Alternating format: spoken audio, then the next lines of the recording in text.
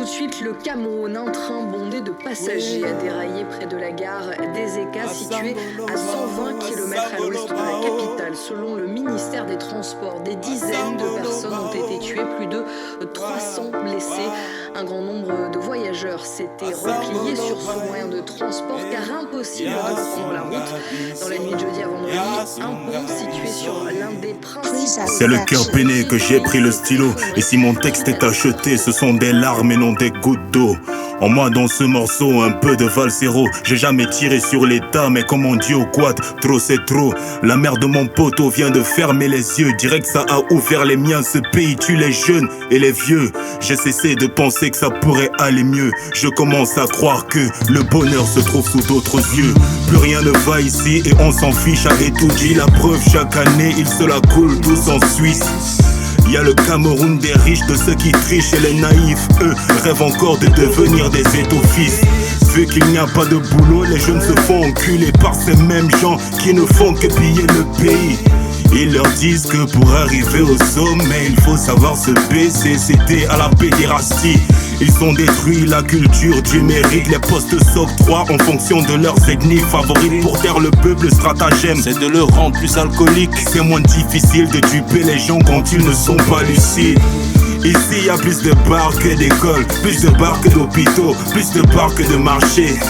Notre émergence est-elle fondée sur l'alcool? C'est en apparence qu'une bouteille saurait tout noyer. Mais même la bouteille de grande Guinness ne saurait contenir tous les mots qu'il y a dans ce Cameroun. Les homos, les demoiselles qui se chatouillent la foufoune, les fausses promesses et ceux qui dorment sans avoir rien mis dans la bouche.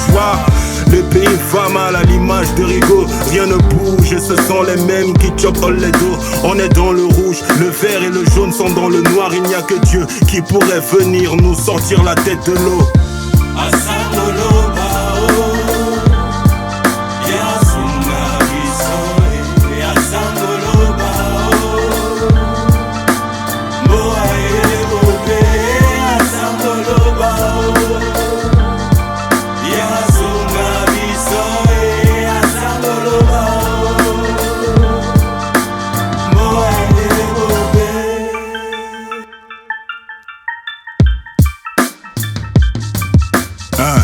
La galère et la misère à chaque coin de rue. Le foot est devenu moins populaire, les lions ne gagnent plus. Peu importe le banc où tu dormais hier, une chose est sûre, ici au bled, les rêves ne se réalisent plus. Un verre d'eau peut aider à stopper la soif, mais il y en a qui continuent de ne vouloir que boire des fûts. Beaucoup de compatriotes ont la mine déçue. Ils ont oublié leurs promesses une fois qu'ils ont été élus. Les gens d'en haut ne pensent qu'à se remplir les poches, et ceux d'en bas n'ont plus le cœur à leur faire le moindre reproche. Ils s'en fichent, ils n'ont que faire de savoir si nos vies sont moches. Quand ils sentent leur femme proche, ils se font succéder par leurs gosses. S'ils bouffaient la chair, ils nous laissaient les os. Mais ils prennent tout. Ils ouettent seulement Congo. Mais j'ai peur que les floués ne se révoltent bientôt, et qu'à trop jouer avec le feu, ils se brûleront le dos. Même la foi ne nous sauvera pas tous. Je pense aux prêtres qui sont devenus très fidèles aux partous, aux médecins qui ne sont propres que par la blancheur de leur blouse, aux policiers qui raquettent les chauffeurs de taxi en route. J'ai l'impression qu'ici tout va de travers. Les téléphones chargent les powerbanks, c'est le monde à l'envers. Des fois y a pas de quoi être fier d'être natif du Camer. Tout se justifie en disant qu'ici il n'y a pas la guerre. Mais cette paix est très loin d'être dans les cœurs. Quand on prie le soir, on maudit le roi et ses seigneurs. Il y en a qui ne cachent pas qu'ils voudraient même que le vieux meure. Peut-être ainsi la vie ici aura une meilleure saveur. En 2008, il nous a dit à dans 20 ans, ma fille naîtra bientôt. 3 générations, mais le même président. Lâcher le pouvoir, ça n'est pas si évident. Je suis pas certain qu'à sa place, moi j'aurais agi différemment.